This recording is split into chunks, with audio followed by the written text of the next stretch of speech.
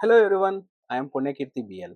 Welcome to my Python for Generative AI learning series. In this series, we are focusing on Python basics that will help us building a strong foundation for implementing generative AI concepts.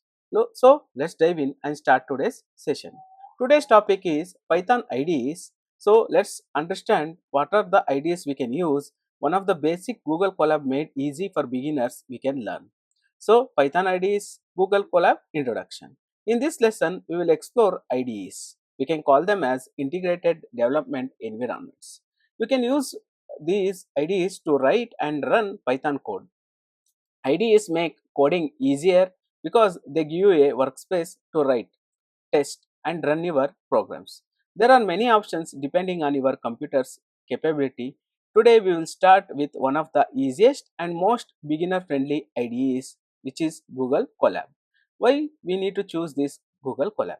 If your computer is not very powerful, Google Colab is perfect because it runs entirely on cloud. So your local system's limitations don't matter. It is free and provides enough RAM and storage to run Python code smoothly. It supports advanced resources like GPUs.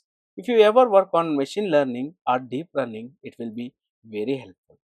So, how to get started with Google Colab? First, we can open your browser and search for Google Colab. So, let's understand. So, in my Google, I am searching for Google Colab. So, we got the link, welcome to Colab. So, when I click that, so I have already have so many Google Colab notebooks. So, I am selecting new notebook. Once I selected a notebook, it is loading. We are able to see this is our Google Colab. Here we need to connect so many options, runtime, environment and all. Connect to hosted runtime. I am connecting, it is taking time. Okay, once it is connected, now you have notebook ready to write Python code. So writing and running Python code.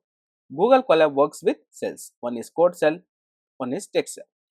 So code cell where you write a code. So here it is a code cell which we have here. So if you want text cell, here we can have a text cell. So I will delete this and I will click, this is the text cell. So in this text cell, I will do like this, code for Python. Now when I click, I am able to see this. After that, we can have code here. So for a plus b, so a is equal to 10, b is equal to 20, and a plus b we are doing. So how to run this one? If I run this cell, automatically it will connect and it will print the 30 here. This is the way we can run. So code cell where you write the Python code, text cell where you can write notes or explanation. Simple calculation, run the cell by clicking run or pressing shift enter. So let's try by shift enter. So I am taking this code, again shift and enter. So it is running and we got the output. We know manually how to do and shortcut as well. Let's understand with example 2, creating a list. So I am creating and printing my list. Here my list is 1 2 3 4 and I am printing that. So we saw all how to run, how to see, but what is the RAM, what is the usage, we can see here. So resources for it is a whatever Google Colab I am using, it is a free tier. So which you have system with 1.1 12 GB of RAM and 107 GB of disk space. So managing files and data. Google Colab also allows you to work with files. Click on the folder icon to open file panel and you can see. How to do that? I will copy this code, we can see there. So here we have a folder. Inside this we have a sample data. Inside this we have so many information. Here California housing testing and all this information is there. How to access this? If you want to upload, you can upload your file and you can access here. So in code cell, after that in code cell, I'm using import pandas as ID, and what I will do, I will copy the path here. Once the path is copied, I am pasting here, then print data.head. So when I run, so it loaded the data from uh, California housing trend.csv, which is available in content sample data in this folder. Already it is available in the Google Colab and we are able to see the data. This is header data, whichever we can print. In this way we can use the files as well.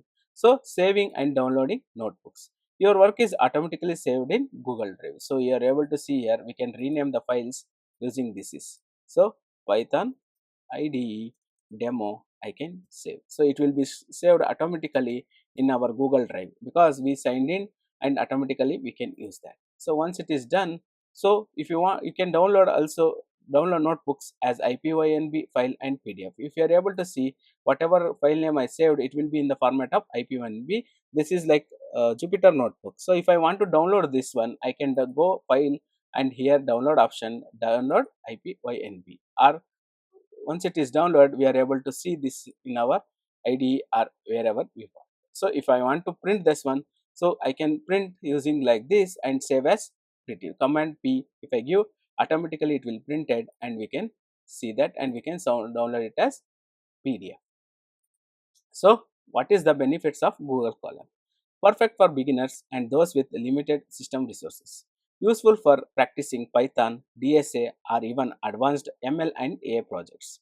Provides free cloud resources including RAM and sometimes GPU as well. So where we can see the GPU and all information, here we have RAM and all these.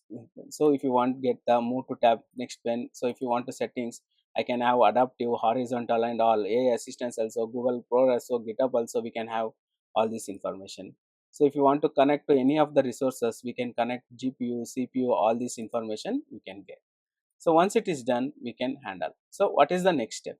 After Google Colab, we will explore GitHub Codespaces as another option for running Python code.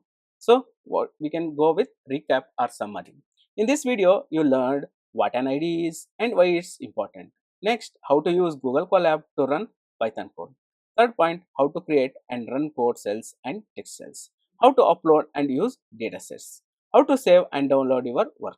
Google Colab is a great starting point for coding Python without worrying about your computer's power.